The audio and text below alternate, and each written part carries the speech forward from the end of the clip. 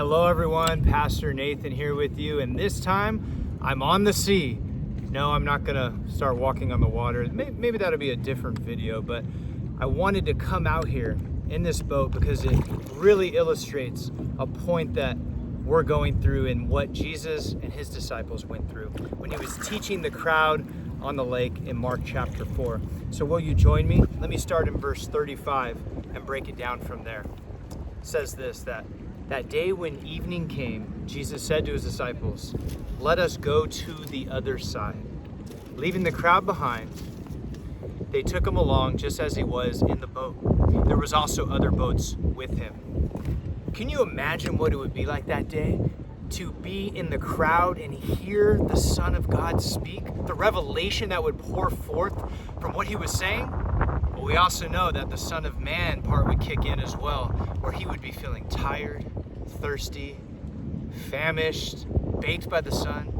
And he couldn't go through the crowd because, hey, that's in their name. They'll start crowding him.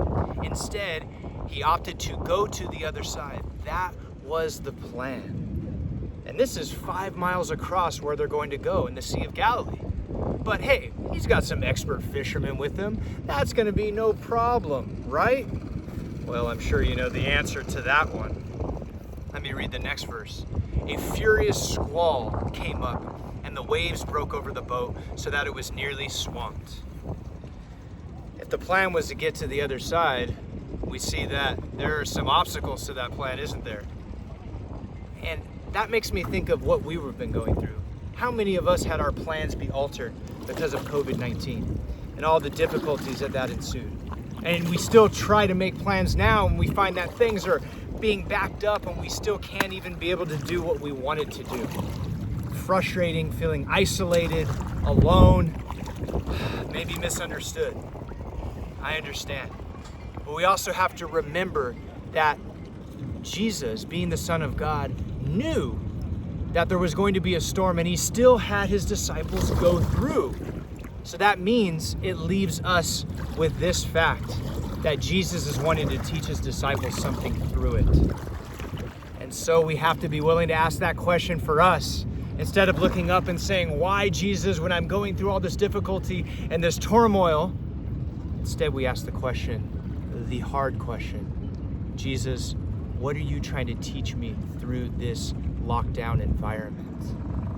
And that's tough, but we know that part of going through trials is to reflect more of Christ-likeness. And so we want to know what he's doing in our lives, but can we ask that question and yield to the Spirit that he's going to do something big in our lives? Let's read the next verse. Next verse says this in verse 38. Jesus happened to be in the stern, sleeping on a cushion. The disciples woke him and said, "Teacher, don't you care if we drown?" Oh, how many times have we done that in our situation when we're looking up and saying, "Jesus, what about my financial situation, my family, the relationships? I'm relationally starved. What about my emotional state? I feel depressed and isolated and withdrawn." And we don't think Jesus cared. But here's the interesting thing I want you to think about. Jesus didn't wake up from the wind. He didn't wake up from the waves. He woke up from the cries of his disciples. He cares about them. He cares about us. I want you to think about that. That just because there's a lack of response from Jesus in what we're going through doesn't mean that's a lack of care. We might think, "Oh, well, Jesus hasn't answered me and I'm still suffering and I'm not sure what to do. He must be sleeping." Or rather, I bet he's doing something in and through you that he wants to teach you like never before. And so we have to be willing to say, "Jesus, what are you showing me in this time?" And that is tough. But we know many times, just like with the disciples, the silence revealed where the disciples were at. How are we going to act if we don't feel that Jesus is audibly or moving us right now, where we just don't have that sense of his presence?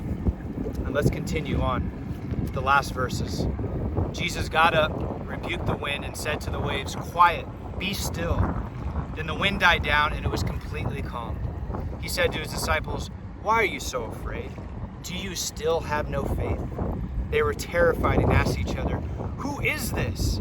Even the wind and the waves obey him. You see the lesson there for the disciples? Was to trust in the plan that Jesus was going to get them to the other side. And he said, do you not still have faith?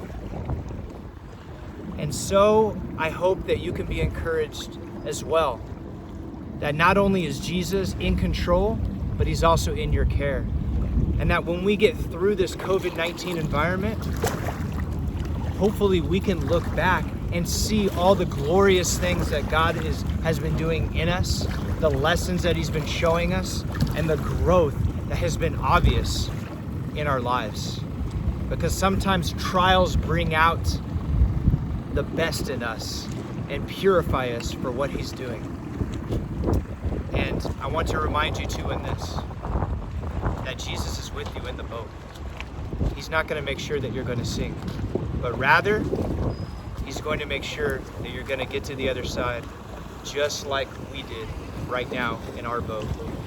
You're going to get through the other side of this COVID-19 environment soon enough and look back and see that all that God did. All right, everyone, that's it for me. And I hope to see you on land soon.